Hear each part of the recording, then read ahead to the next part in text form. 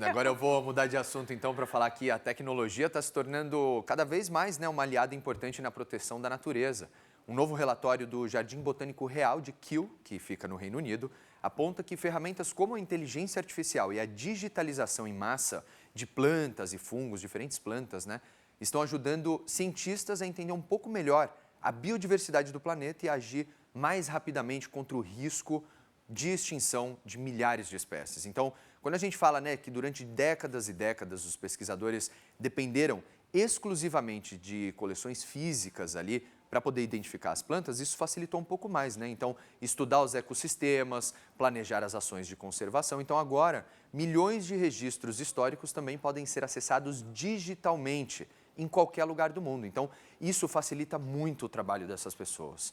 Só o Jardim Botânico, para se ter uma ideia, já digitalizou 7 milhões e 400 mil espécimes, então, que passa a integrar esse banco global de dados, né, com cerca de 145 milhões de registros disponíveis para os pesquisadores, ambientalistas e todo mundo que quiser ajudar nessa pesquisa para poder, né, ajudar o meio ambiente. Inclusive, quando a gente fala desse estudo que foi realizado, né, foram mais de 400 cientistas de 40 países, né, e também que alerta para toda essa situação da biodiversidade que continua preocupante, né, cada vez mais, principalmente quando a gente pensa nas mudanças climáticas e tudo mais. Então, assim, atualmente, quase 30 mil espécies de plantas e mais de 400 espécies de fungos são consideradas ameaçadas de extinção, que são muito importantes para todo o ecossistema, né? Então, mesmo assim, os especialistas acreditam que os números reais podem ser ainda maiores, já que apenas uma pequena parcela das espécies conhecidas foram avaliadas ali, milhões de organismos ainda sequer foram descritos, então, pela ciência, né? Então, quando a gente fala da questão da inteligência artificial, também está ajudando a revelar um pouco mais, né, essas mudanças, essas ações provocadas e alterações climáticas. Principalmente quando a gente olha para a questão da análise, né, de milhões de registros históricos, também mostrou que os períodos de floração das plantas vêm mudando ao longo do tempo. Então, em média, as espécies passaram a florescer cerca de 2 dias e meio mais cedo ou mais tarde a cada década.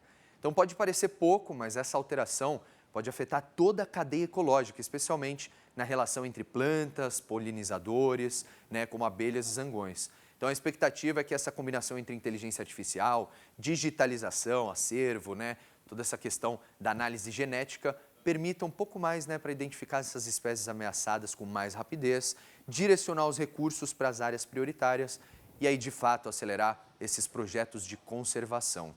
E aí eu queria saber de você, Daísa, eu acho que esse tipo de projeto assim, é muito interessante, mas que demorou um pouco para sair, né? Para de fato, a gente já tem, claro, uma tecnologia, mas quando a gente fala de digitalização, é muito interessante, né, quando a gente pensa nisso, que aí agora todos os pesquisadores, biólogos vão poder acessar um banco de dados ali infinito praticamente, né? Que bom que isso foi divulgado agora, porque precisa realmente, não é mesmo, ter este levantamento universal, não é mesmo, Gabriel? Porque assim, que bom que agora conseguem mapear a situação da flor X, da planta Y, qual é a situação dela no mundo, os riscos de extinção.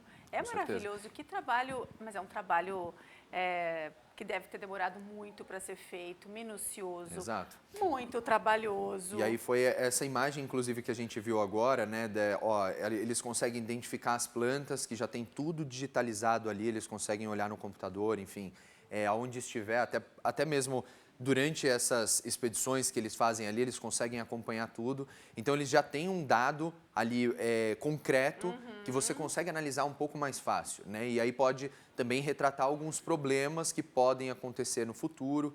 Enfim, mas eu achei muito legal isso, assim, eu acho que mais uma vez, assim, a inteligência artificial, a tecnologia ajudando a gente, porque quando a gente pensa, por exemplo, nas abelhas, elas precisam fazer a polinização, né? E aí, se por acaso aquele tipo de planta em que ela costuma fazer, né, a polinização entrar em extinção de fato, já muda todo o ecossistema ali da floresta, enfim, do determinado local que a gente pode comentar aqui. Inclusive, quando a gente pensa nisso, dá até desespero, né? Porque você pensa que é como se fosse uma planta qualquer, mas na verdade ela uma chave ali para completar todo o ecossistema. E é uma virada de chave também, porque durante muito tempo, décadas, muito tempo mesmo, os pesquisadores só tinham ali os arquivos, não é mesmo, na literatura, nos livros que eles tinham que buscar, pesquisar, não é mesmo? Hoje não, já tem um banco com todos os dados.